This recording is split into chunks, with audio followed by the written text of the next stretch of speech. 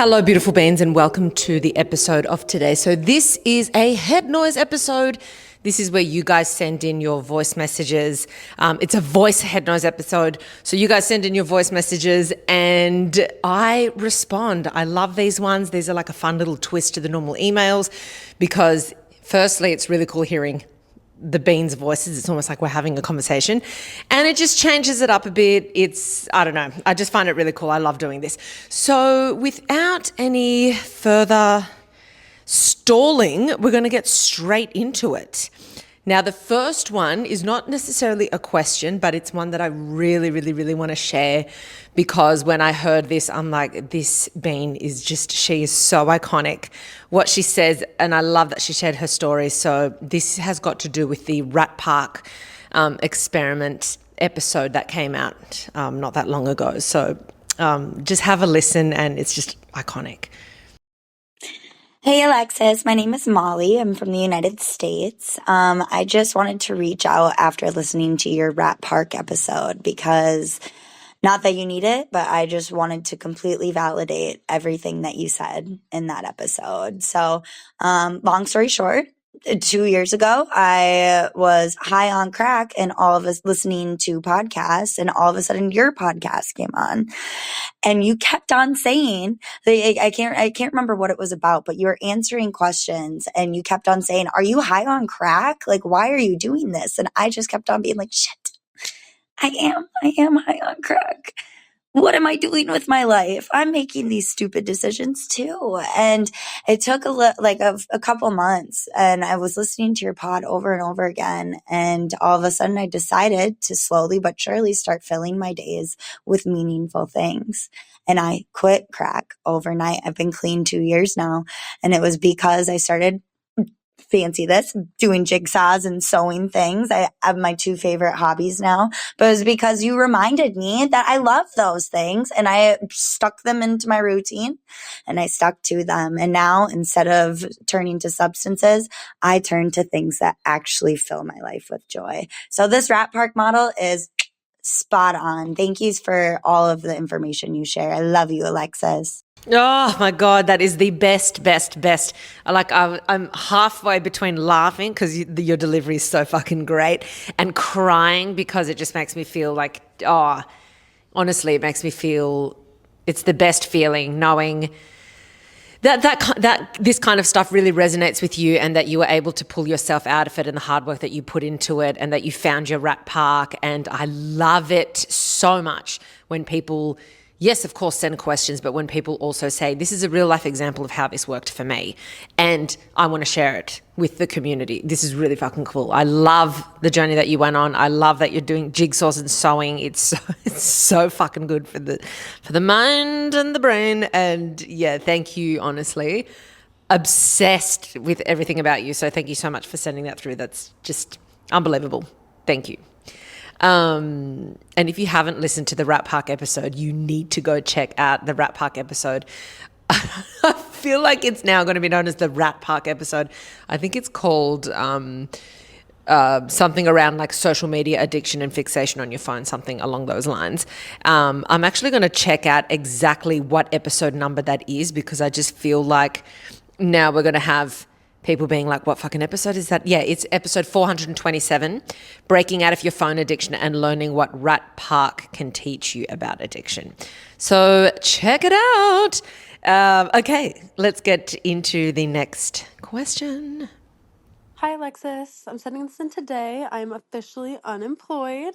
I say that happily because thanks to you and the podcast, I'm taking a leap of faith and I'm moving multiple states away to a city that I only lived in for a short time when I was young.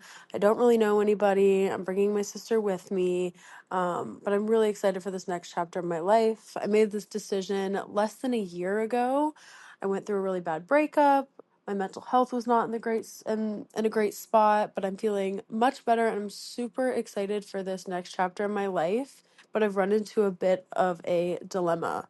My ex-boyfriend from years ago, not the same guy from last year, we kind of found each other again and have been seeing each other for the last couple of weeks. And now I leave in a week. And I would never change my plans based on a relationship or even the potential of a relationship. But I'm just struggling to feel the excitement that I did before for this new life and this new adventure when I feel like now I could potentially be missing out on something here. I just feel, I don't know, I just feel confused and I'm still excited, but now a little bit sad. And I'm just looking for some advice on how to stay focused on me and my future and how to navigate this. Thank you so much for everything you do.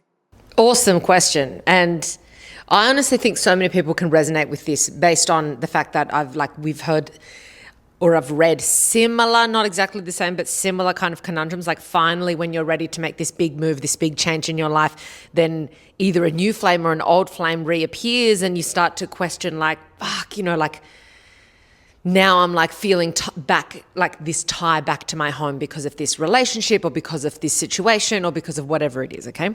So what's actually happening here is that you are now, before you were 100% there in where you were going to move to. Your head was there, your energy was there, your excitement was there. And when you have your whole self fully committed to an idea or a concept, that is the best state to be in. The best state to be in. So when I spoke about, I mentioned an episode not that long ago, kind of like how to ruin something that you had by chasing something else. I think that was around the title. And really what my main focus of that episode was to get people to see that ultimately it comes down to how much you commit yourself to something. I believe that in almost any situation in our life, if we make a decision, we can make it the right decision based on how we behave and how we invest ourselves in that thing, obviously within reason. But if you're in a situation where you're like 1 foot in the door, 1 foot out of the door, and they're two really good ideas for different reasons, then I think that anything you truly, truly commit to will be the right idea if you put yourself in it wholeheartedly. So for you, what was happening was prior to you rekindling things with this old flame, everything was exactly where you wanted it to be. You were 100% there, and therefore it allowed your excitement levels to be super, super high. It's kind of like, when you're really busy in life, you have so much shit on, everything's pulling your focus, and you've got this epic trip booked, but you almost can't even get excited about that trip until like 3 days prior because you're spread so fucking thin. It's kind of like that thing. It's like, I want to be excited for something, but so many things are pulling my attention that even though the desire for excitement is there, I can't, because I can't put my all into focusing on this thing. It's kind of a little bit like that, but more of an extreme. So what I want you to do in this situation is ask yourself, how can I get back to that point where 100% of me and what I want is again towards this new adventure that I'm going on? Because if you keep going back and forth thinking, I wouldn't stay for the potential of a relationship, I wouldn't stay for a relationship, you're going to go regardless, right? So we know that it's not about what do I do. You know what you're doing. You just don't want to lack the excitement. So you've got to reiterate to yourself, what was it about my excitement prior that now I'm struggling to reignite, okay? And I think that as much as you say you wouldn't stay for a relationship, I think that this relationship has awakened something in you that you realize you missed, whether it's this person exactly that you miss or whether it's the comfort of the relationship that you missed, the comfort of having someone there, someone to bounce off. There's many things that you could have missed, so that's kind of like pulled you away. But you need to always remind yourself, that will always exist for me. Maybe not with that person, but I can always have something like this, whether it's with this person, but later down the track, whether it's with someone else in this new place that I go to, whether it's not even in a romantic relationship, but it's a kind of security that I feel that I create for myself in my new lifestyle. There's many things that can provide that feeling for you, okay? So you have to then bring it back to, what was I so excited about? And ultimately, it's going to be, I was ready for a change. I was sick of where I was living. I need to stop romanticizing the old life, because the reason I made this decision is because I was ready for a change. I was done. And all these things that I'm now going to bring into my life have to be at the forefront of my mind for me to feel happy about it. Okay. It has to be, I have to keep reminding myself of like, bring it back to the, like, I don't know if you did a mood board before you decided to make this decision to move, but create a mood board of what your life is going to look like once you move. What does my daily routines look like? Where will I go for walks? Where will I get my morning coffee? What will my sister and I do for fun? Where will we find friends? You've got to start to really embed yourself in your future life. Create that mood board, create that vision board, saturate, really bathe in this feeling. And I can guarantee you the excitement will start to come back, because what's happened is that this temporary thing has now shifted. Instead of you 100% being so thrilled to go, it's kind of brought a lot of your attention. Now you're focusing on the relationship. And if you're not going to expand on this relationship with this person while you're gone, I would taper off as well. I would taper off. You need to give yourself the best chance possible to experience the best thing you can experience in this move. And if you know that there's not going to be a future with this person, at least in the short term, then I wouldn't be investing too much time there, because you're just adding more confusion. If you're thinking, well, maybe we can make it long distance, maybe we can do all of these things, I think it's a conversation that needs to be had with this person and say, I need to do this for myself. So if anything was ever going to work out, it's not going to be right now. I think we need to put a pause on it, and, I need to explore this. Okay. So I've got one of my really, really, really good friends. It's interesting, like, there's some parallels that are drawn here. A really good friend of mine, she was dating this guy, then things fizzled out. They just like dated for a little bit, then things fizzled out. Then she had another relationship that ended quite catastrophically. Then once she got over that relationship, she rekindled things with the other guy, but the guy was about to do a year abroad. And both of them decided, you have to do this year abroad for many reasons. It's what you want, firstly. It's an experience you want to have. But also, if you don't go, it's going to be really hard for you, because you'll always be wondering, oh my God, what if I never had that year abroad, whatever. So staying was never an option, never. So it was kind of like, you have to go. And not only do you have to go, but you have to go for yourself. You've got to do this for you. So we can't be doing a long-term relationship or anything like that, because you also want to go wholeheartedly. So he did. They stayed in touch, but not to the extent where it was like, we are doing a long-distance relationship, we are together. No. They stayed in touch, but very kind of, it was amicable, it was very friendly, but it was distant enough that he wasn't overseas pining for her or whatever. He was having a really good time. He then came back. They then rekindled things after the year that he was gone, and now they're like engaged with the child. So what I'm saying here is, sometimes you need to create your own timing. Actually, you always need to create your own timing. And this is one of those things where you have to create your own timing, right? I'm moving. I'm not going to fuck around with being 1 foot in the door, 1 foot out of the door. I need to fully commit. The best way to get excited about something is if I'm wholeheartedly in there. So what can I do to rekindle that excitement that I had a few weeks ago or a few months ago? Do the vision board, do the mood board, have like brainstorming sessions with your sister, because you're going to go with her. Get excited, okay? Have images of where you're moving to as the backdrop on your phone. Really relish in that, and I can guarantee you that feeling of excitement is going to come back. And have the conversation with this person that you're dating as well. Have the conversation so they understand where your head is at. But very excited for you. I love this. All right, next one. Hi, Alexis. Just want to say I absolutely love your potty. I feel like your voice has become like the soundtrack to my life. So yeah, thank you for everything you do. I'm 31. I recently split with my ex-fiance. It was a very hard decision. But yeah, I had a wedding plan, 100 people invited, the dress on the way, everything, and decided to pull the plug. And I think now I'm on the other side of all the grief. It honestly feels so rewarding. And yeah, I wish him well. I really, really do. But we grew apart and we became different people. And yeah, so now I'm here today. Um, I love my life now. I love where I live. I live alone. I feel really empowered and strong. And I'm studying psychology, actually, plan to be a future psychologist while I'm working. So, yeah, I'm very busy and entertained, and I feel very secure in who I am. But something I struggle with is people just giving me a lot of their opinions.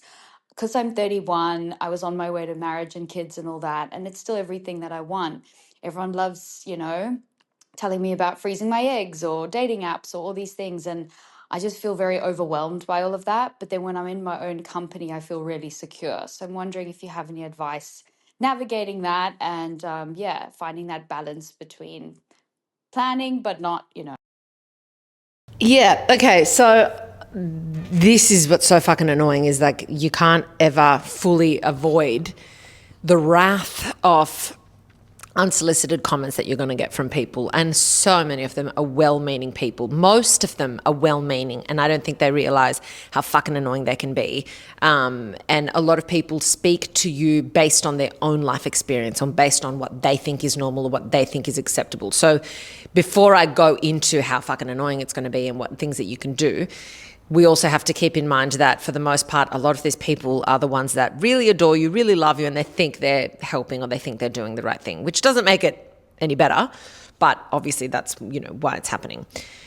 The fact that you feel really good when you're alone or in your own company is key. That's the most important thing. And that's what you ultimately have to keep reminding yourself of. You're well aware of all the resources that are out there. You're well aware if you want to freeze your eggs or if you don't want to freeze your eggs. This is not what this discussion is about. Like, the options that you have available to you. You are a grown adult. You can make your decisions. And also, people don't even know. This is what frustrates me about, maybe you should freeze your eggs, or maybe it's like, you don't know where my head is at around, having children or not having children. And you don't know shit, okay? So I guess, look, there's several things that you can do, and it depends on where these comments are coming from. Because if they're coming from people that are very close to you, friends, family, whatever, inner circle, and it's happening regularly, then I would raise the topic, okay? I think it's important. Like, let's say I was in a situation where, my parents were constantly asking me, are you going to freeze your eggs? Are you going to this? Are you going to that? That's something that I would have to raise. I wouldn't try and think, okay, how can I have a good comeback or whatever. I think that actually calls for a conversation. And the next time someone close to you raises it repeatedly again, that's when I would say, listen, can I just pause for 1 second and just let you know? I know this is well-meaning, but you've raised this topic several times, and I don't want to discuss this topic. This topic is not up for discussion. I'm very well aware of what my options are with my body. I'm also very well aware of, my wants and my desires for where I am right now. No one is in my head. I'm not in yours. I'm not, and hopefully you can actually say this and mean it. I'm not telling you what you should be doing. So I would appreciate the same in return. I'm actually good. I'm really good. The only thing that's frustrating is, these well-meaning quote unquote comments. I would absolutely say that. And if they say, oh, I was just trying to help, I was just trying to this, I was just trying to that, you say, I know you were. And that's why I'm gently talking to you about it. That's why I'm having this conversation, because we do have a good relationship, and because I should feel comfortable telling you this. You feel comfortable telling me to freeze my eggs, so I should feel equally as comfortable telling you I don't want to hear about it, okay? Because people will, you have to hit them fucking between the eyes and say, this topic is actually not up for discussion. And then people will always get defensive and saying, oh, well, I didn't mean it like that. I meant this, and, I was just trying to help her. I was just trying to this, and I was just trying to that. And this is when you have to respond saying, I know that. I know that that's how you feel. And you obviously said this to me because you feel comfortable enough in our relationship to say that to me. And I value the comfort that we feel towards each other. But therefore, it should be reciprocal. If you can feel comfortable telling me that, which as you should, that's fine, I should feel comfortable telling you that I don't want to talk about it. And then we move on. And if I ever raise anything to you where you're not comfortable, let me know. I'd love to know. Because I might be blissfully talking about shit that you don't want to talk about. I would really value your honesty, because it would mean that we've got a close enough relationship that you can say these things, okay? Now, so that's what I would do. I would absolutely raise it as an independent thing on its own. I don't think you always have to come up with a witty comeback that shut someone down. I think it's good to be like, it's not on the cards, I'm not interested in talking about it. If it's someone who's not that close to you, then this is something that I probably would be more likely to say, I'm I don't want to talk, like, I'm not interested in that topic. Or you could say, I'm well aware of what my options are. You know, you don't have to go into the explanation of like, oh, I know, yep, and I was thinking about it and then whatever. You know, it's just, I think the more you give when people ask questions, the more they think that it's something that you are open to discussing or that it's pressing on your mind, and then they're going to raise it again. If someone says, oh my God, have you thought about freezing your eggs? And if you haven't actually, or if you thought about it and dismissed or whatever, wherever your head's at, and you're like, yeah, well, you know, yes, and you start opening up about it, they're going to be like, this is a topic of discussion that is now a fucking free-for-all. So no matter how much you want to save face or not hurt someone's feelings, if you don't want to discuss it, don't discuss it. It's not impolite to not want to discuss it. And I know a lot of people are going to say, yeah, but if I say I don't want to talk about it, it sounds like it's a pain point. Well, then you don't have to say I don't want to talk about it. You can say something else. You can say, I know what my options are, next conversation, you know? Or I've thought about all my options. I've thought long and hard about this. Appreciate it. Whatever it is. Or you could just stare at them and nod. Whatever. But the main thing that I encourage you to do is not to try and be nice to them and save hurting their feelings by agreeing and nodding and contributing to the conversation. Because when you do that, socially, people take that as this is now an appropriate topic that I can bring up at any point. Okay? So you have to make it very clear that it's not a conversation that you want to talk about. Whether you shut it down, whether you give nothing, whether you blatantly say, I don't want to talk about it, whatever it is, you have to set the standard. Otherwise, people are going to think it's fine. All right? Hopefully that helped. But yeah, you know what? You're in a really good place in your life. You don't need to fuck around with this kind of shit. Like, you know what your options are. If you want to fucking freeze your eggs, you can make a phone call to a clinic and have a consultation. You don't need 1,000 people telling you that that's an option on the table. I fucking hate it when people are like, cheers, Captain Obvious. Like, yes, I'm well aware that I can freeze my eggs. Or you could be super sarcastic and be like, what? What? What do you mean you can freeze your eggs? Oh, I had no idea that was a possibility. I didn't even know that I could. It's like, of course I'm aware that I can fucking freeze my eggs. Fuck off. Okay, that's me blowing up. Don't do that. Don't say that. Okay. Last one. Hello, Alexa. I love you. I love your podcast. You help me through life and complications that might arise, and you help me be me and feel better at myself, and I love that. I was just wondering, could you do anything about narcissistic mothers? Because I can't remember whether you had anything on that. And it's frustrating to try and deal with that and work with it, especially childhood trauma with a narcissistic mother, and how to deal with it when they're still narcissistic at the ripe age of 25, and how to deal with it. Because sometimes it's really hard, and emotionally, when you're trying to have a conversation or a relationship with that narcissistic mother, it's really hard. Yeah, I don't know what else to say other than that. Thank you. Yeah, you're right that it's very hard. It is extremely, extremely, extremely difficult to have a relationship with a narcissist. And I would imagine even harder with a narcissistic parent, because by default, we have expectations of our parents. You know, they are the people that raised us, they brought us into our life. There is a standard, you would think, that parent should adhere to as a parent. And especially when you see other people with healthy relationships with their parent, it can be beyond infuriating and frustrating to then draw those comparisons to what your relationship is like with your parents. So there is no denying that it would be a very, very difficult situation for a child to navigate, an adult child even, to navigate with a narcissistic parent. So I fully validate what you're saying. What you need to understand, which you probably already do, but I'm going to reiterate it, is that you cannot change a narcissist. You cannot change a narcissist. You're probably aware of that based on your experiences with your mother. You can't change them. You can't get them to see things the way you would like them to see things, just like you can't put yourself in their shoes. It's really difficult to get yourself in the headspace of a narcissist when you're not a narcissist, because you're like, but how can't you see? Or how? It's very infuriating. Okay, so just like you can't put yourself in their shoes, they're never going to put themselves in your shoes. They don't empathize. They can't do that. So the hardest thing to grasp, but the most important thing to understand with dealing with any narcissist, is how can I manage my expectations around this person? You need to lower your expectations, unfortunately, to the fucking ground, okay? Because only when your expectations are lowered are you at the very least not let down. You want to set it up that they can't let you down.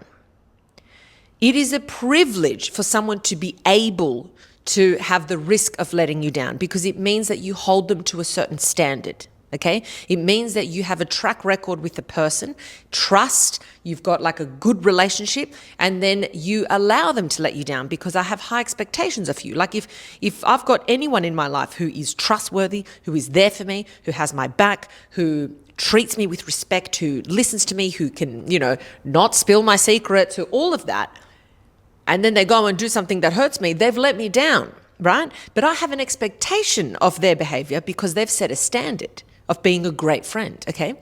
However, when I look at a stranger can't let me down because I have no expectations of them, right? I'm not holding them to a certain standard. I could be surprised at a stranger's behavior around me, but I'm not let down, right?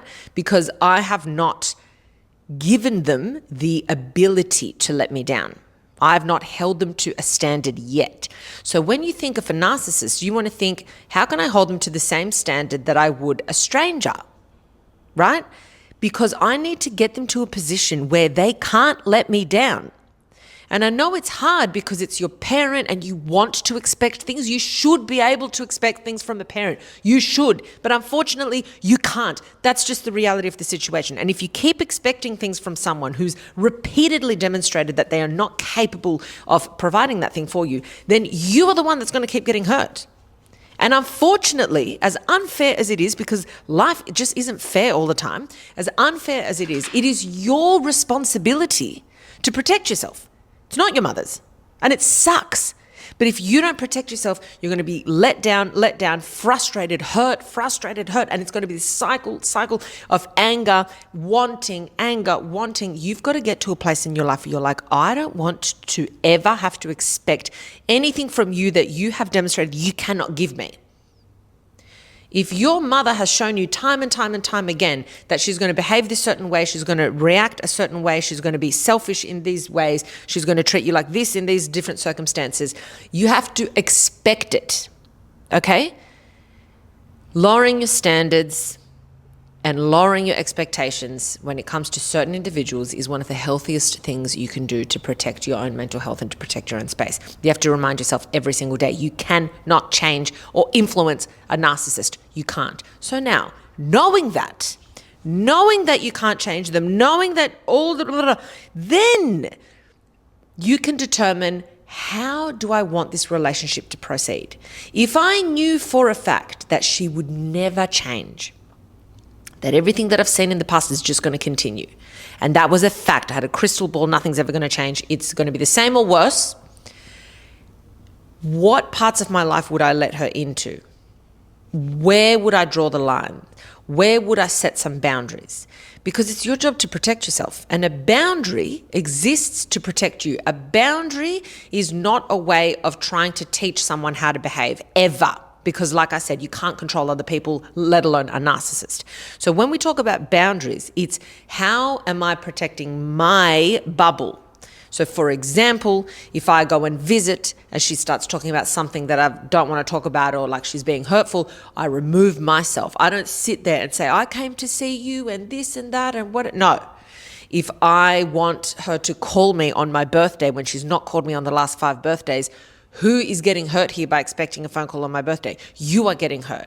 If she makes every situation about herself, even when the event has nothing to do with her, then I'm not going to invite her to an event that's important to me because I know I'm going to be hurt at the event. I know she's going to make a scene, make it about her, cause a scandal, whatever the fuck it is. Whatever her, and I don't know nothing about your mother, but I'm just saying, these are like, hallmark narcissistic behaviors.